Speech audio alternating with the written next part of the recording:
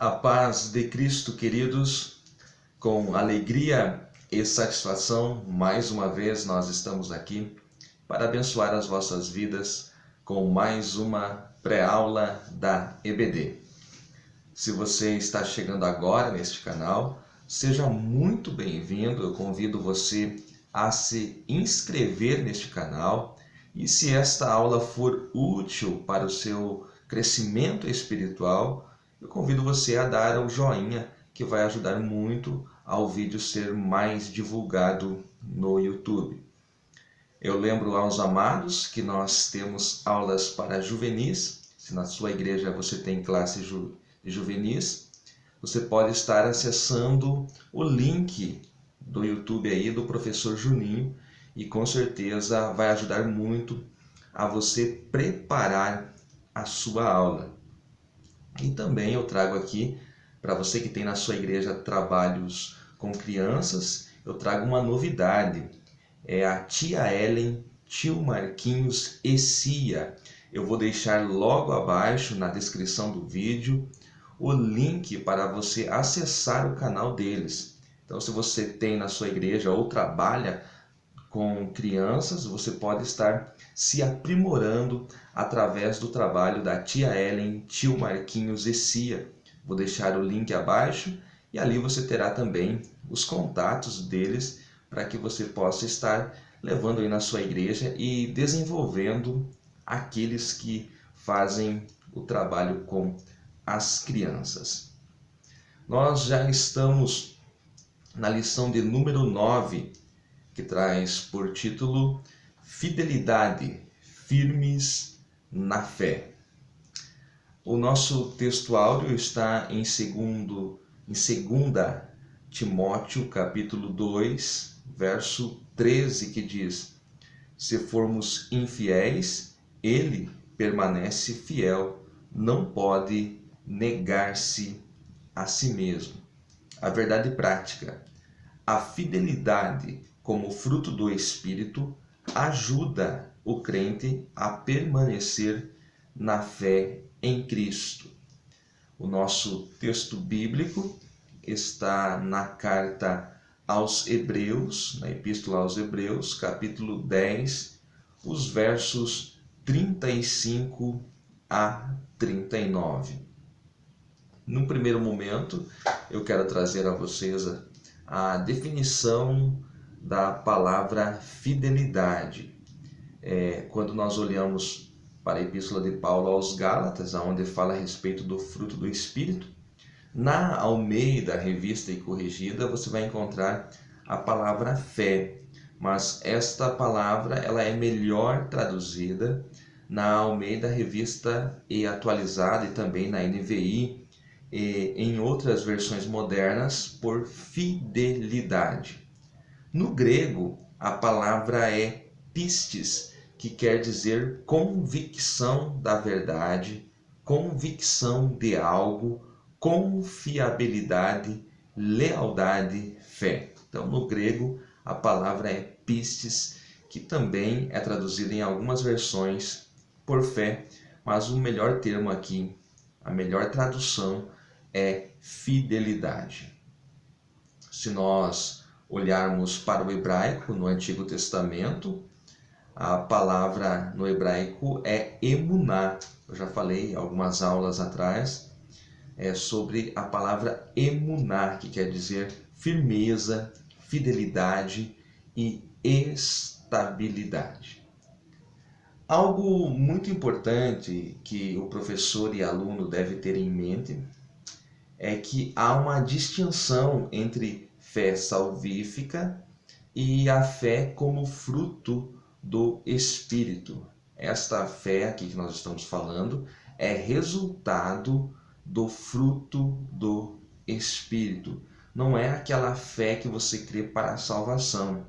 Lá em Efésios, capítulo 2, quando Paulo fala a respeito da salvação, ele fala que pela graça sois salvos mediante a fé. A fé ali é a fé salvífica, né? Que não é a mesma fé a respeito de quando nós falamos a respeito do fruto do Espírito. Então tem que haver essa distinção para ficar melhor entendido, para tanto os professores como alunos terem um melhor aproveitamento da sua aula. Esse é um ponto que você deve explorar aí na sua aula. Aqui no texto, na carta aos Hebreus, o autor ele faz um paralelo com o profeta Abacuque. Abacuque ele profetiza a Judá nos dias do rei Manassés.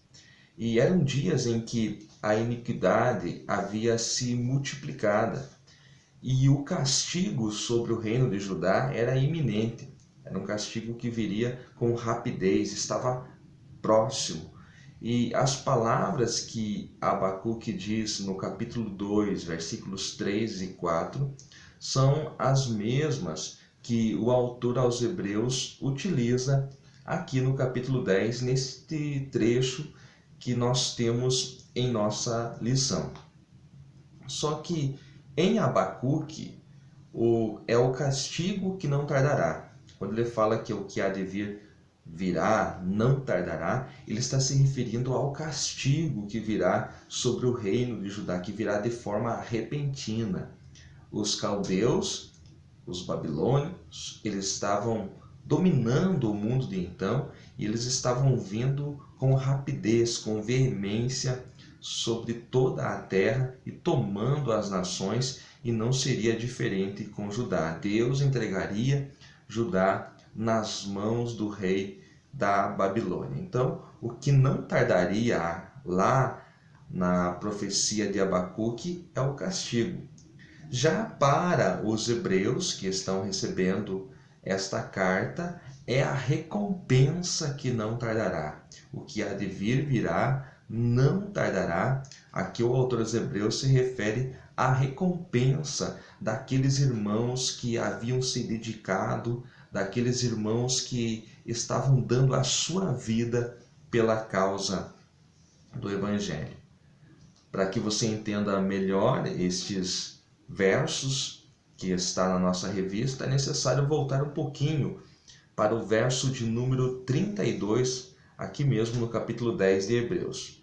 Nós vemos aqui que os irmãos haviam enfrentados grandes lutas e sofrimentos, participando também dos sofrimentos dos encarcerados. Aqueles que não haviam sido presos, que haviam sobrevivido, que não haviam sido martirizados, eles participavam dos sofrimentos daqueles que estavam encarcerados, ajudando de todas as formas possíveis. Aqueles que estavam em melhor condição dedicavam esta melhor condição em prol dos encarcerados, demonstrando de forma visível o amor de Jesus Cristo em suas atitudes. Eles também, aqui no texto anterior ao verso 35, diz que eles aceitaram o espólio, o despojo dos seus bens, pois sabiam que possuíam bens superiores e permanentes. Porque à medida que eles não seguiam a ordem do Império Romano, os imperadores romanos faziam de tudo para tirar todos os seus bens, de maneira que eles ficavam somente com a roupa do corpo, passavam necessidades, tinham suas casas tomadas e passavam por toda a espécie de sofrimento. Este foi um dos períodos mais difíceis da igreja primitiva, mas estes irmãos, eles mesmo tendo todos os motivos para desistir, eles permaneceram firmes na fé. E é isso que está no versículo 35, quando diz: não rejeiteis, pois, a vossa confiança. Não rejeitei, porque eles tinham razões humanas, eles tinham razões para desistir, para parar. E o conselho do autor aos Hebreus é: não desistam, não rejeiteis, pois, a vossa confiança, porque a fidelidade deles resultaria em galardão. que é galardão? Galardão é uma espécie de governo no reino de Deus, no reino vindouro. A salvação é graça. Nós somos salvos única e exclusivamente pela graça de nosso Senhor Jesus Cristo. Mas o reino é por obras. As obras que os salvos têm darão a eles governo no reino de Deus. Galardão nada mais é do que uma espécie, uma hierarquia de governo no reino de Deus. Nós não vamos entrar neste assunto agora, porque nós já falamos a respeito disto em algumas aulas de escatologia que você pode buscar lá atrás nos nossos vídeos a respeito de escatologia. Nós falamos a respeito do governo dos cristãos no reino de Deus. No verso 36, ele diz: porque necessitais de paciência. Lá na lição 6, nós estudamos que a paciência também é parte do fruto do Espírito. A palavra paciência no original grego se refere à longanimidade, se refere também à perseverança. Eles necessitavam desta parte do fruto para que eles pudessem suportar as agruras, as aflições que o mundo da época estava impondo a eles. Aí no verso 37 é esse trecho da profecia de Abacuque que é repetida aqui. Porque ainda um pouquinho de tempo e o que há de vir virá, não tardará. Então aqui é uma referência a Abacuque capítulo 2, versículo 3, quando Abacuque se refere ao castigo de Deus vindo através dos caldeus. O verso 38, por consequência, é uma repetição, uma parte do verso 4 de Abacuque 2. Mas o justo viverá da fé, ou seja, o justo viverá pela sua fidelidade. E se ele recuar, a minha alma não tem prazer nele. O justo não recua, o justo é fiel. Ele não pode retroceder, ele não pode voltar à velha vida, aos velhos costumes. E que velha vida era esta que o autor aos Hebreus se refere? É que muitos, depois de terem aceitado ao sacrifício de Jesus, estavam querendo voltar aos sacrifícios obsoletos que eram praticados no templo. No templo em Jerusalém ainda se praticavam os sacrifícios como no tempo da lei de Moisés. E alguns cristãos discutiam entre si se era certo ou não, se precisavam voltar à prática dos sacrifícios. E é isso que o autor aos Hebreus vai condenar. O justo, ele vive pela fé, ele não pode retroceder, ele não pode voltar à vida que ele vivia antes da cruz de Cristo. Este é o ensinamento aqui. No verso 39, ele diz: nós, porém, não somos daqueles que se retiram para a perdição. Ele está dizendo: nós não abriremos mão do dom da salvação.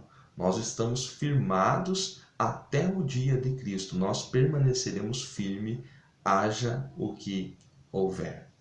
Então esta é uma abordagem rápida a respeito do texto bíblico de Hebreus capítulo 10, versos 35 a 39, que nós temos na nossa lição e que você pode explorar de maneira mais profunda na sua aula.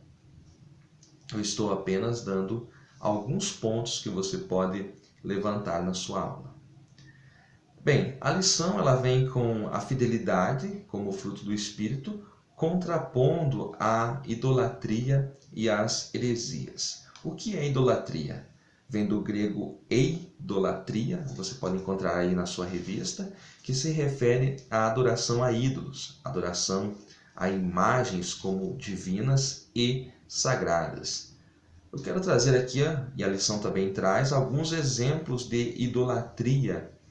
No Antigo Testamento, por exemplo, você vai encontrar Moisés no Monte Sinai recebendo a lei de Deus, o Monte Sinai fumegando, Moisés está face a face com Deus, mas enquanto ele está lá no alto do monte, face a face com Deus, o povo pede um outro Deus. O povo diz: não sabemos o que aconteceu a Moisés, faze para nós, Arão, deuses que nos guiem por esse deserto. E Arão, ele faz 2 bezerros de ouro e o povo hebreu declara que aquele é o seu Deus. Isto foi abominável aos olhos do Senhor, de maneira que Deus muito se irou e jurou que aquela geração de 20 anos para cima que saiu do Egito não entraria na terra prometida. Um outro exemplo, ainda no Antigo Testamento, é Jeroboão. Jeroboão, ele fundou o sistema idólatra também com um bezerro de ouro, com 2 bezerros de ouro. Eu quero corrigir aqui, eu falei 2 bezerros de ouro, mas nos dias de Arão é 1 bezerro de ouro, é o bezerro de ouro. 2 bezerros de ouro foram feitos por Jeroboão, então só corrigindo aí este erro. Jeroboão, por que Jeroboão construiu 2 bezerros de ouro e colocou em Betel? Porque houve uma divisão no reino, reino do norte e reino do sul. O reino do sul ficou com a capital em Jerusalém, com Roboão como rei. E para que o povo do reino do norte não fosse mais a Jerusalém servir, Jeroboão mandou construir 2 bezerros de ouro e colocou em Betel, e o povo ia ali adorar. E Jeroboão, filho de Nebate, vai ficar marcado nas páginas sagradas do Antigo Testamento como aquele que fundou o sistema idólatra no reino do norte, no reino de Israel. Um outro caso, já nos dias do Novo Testamento, são os imperadores romanos que pediam para si adoração como Deus. E os cristãos foram mortos, foram martirizados neste tempo, porque não reconheciam os imperadores como Deus, e eles queriam ser adorados como Deus, e boa parte do povo assim o fazia. E por falta dos cristãos falarem de um outro rei, que é o rei Jesus, de adorarem outro rei, eles eram perseguidos e muitos foram mortos no início da igreja primitiva. Um outro tipo de idolatria, e esta muito atual, é a idolatria eclesiástica, onde os líderes de hoje, muitos pastores, estão buscando títulos, estão buscando posições e esquecem do rebanho, esquecem de trazer a palavra de Deus ao rebanho, porque estão na busca de posições eclesiásticas nas convenções gerais. Em muitos lugares, os líderes do povo de Deus já deixaram a palavra e estão em busca de títulos que satisfazem só ao seu ego. E quem diz isto é a própria revista, o próprio comentarista da revista. Na página 64, ele diz assim: muitos, infelizmente, têm deixado que os bens materiais, os talentos e os cargos eclesiásticos ocupem o primeiro lugar em seus corações, lugar que deve ser somente do Pai. Antes disso, ele diz que idolatria não é somente adorar imagens de esculturas, mas é tudo que toma o lugar de Deus em nossos corações, sejam pessoas ou sejam objetos. O que toma o primeiro lugar, o que toma o lugar de Deus na vida do homem, isto é idolatria. Então devemos nos cuidar e muito com a idolatria, porque idolatria não é somente adorar imagem de esculturas, não. Idolatria, no meio gospel, há muitos cantores que são idolatrados pelo povo de Deus. Há muitos pregadores que são idolatrados, e isto é pecado. Tudo que rouba a glória de Deus, tudo que toma o primeiro lugar na vida do homem é idolatria. E aquele que tem a fidelidade, aquele que é fiel, ele jamais vai praticar a idolatria. Um outro ponto são as heresias.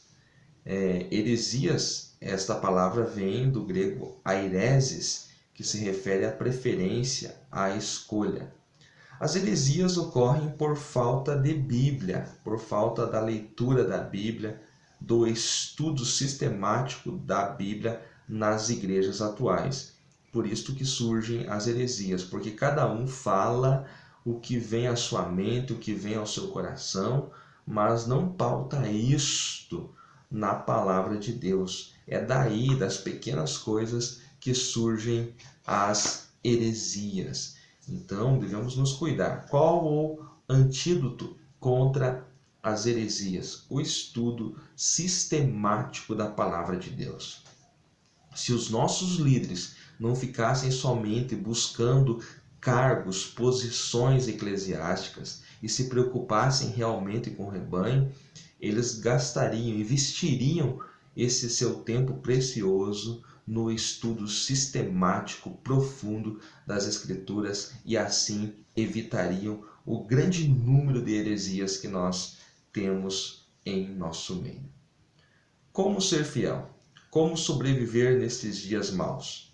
Somente se nós, através do Espírito Santo, produzirmos a fidelidade. Se nós tivermos a fidelidade como fruto do Espírito, assim nós resistiremos aos dias maus. Prossigamos para o alvo a fim de alcançarmos o galardão divino. Seja fiel, não importa o momento que você esteja passando, lembre, o justo viverá pela sua fidelidade. Como diz na nova versão internacional, Abacuque 2:4, o justo pela sua fidelidade viverá. À medida que você é fiel, Deus o recompensará. Você não vai cair, você vai prosseguir avante através da sua fidelidade. Deus o honrará grandemente. Se estes poucos conceitos serviram para abençoar a sua vida, para enriquecer a sua aula, dá o seu joinha aí. Se não se inscreveu, inscreva-se nesse canal para você receber os vídeos em primeira mão. Que você seja ricamente abençoado. Temos aula com o professor Juninho, o link na descrição. Também temos aí tia Ellen, tio Marquinhos e Cia. Eu vou deixar o link na descrição para você que tem trabalho com as crianças. Lá está no seu canal o telefone para você entrar em contato com eles, para você desenvolver também na sua igreja esse trabalho infantil e para que tudo seja uma bênção para a honra e glória do nome de Jesus. Que a paz de Deus esteja com todos.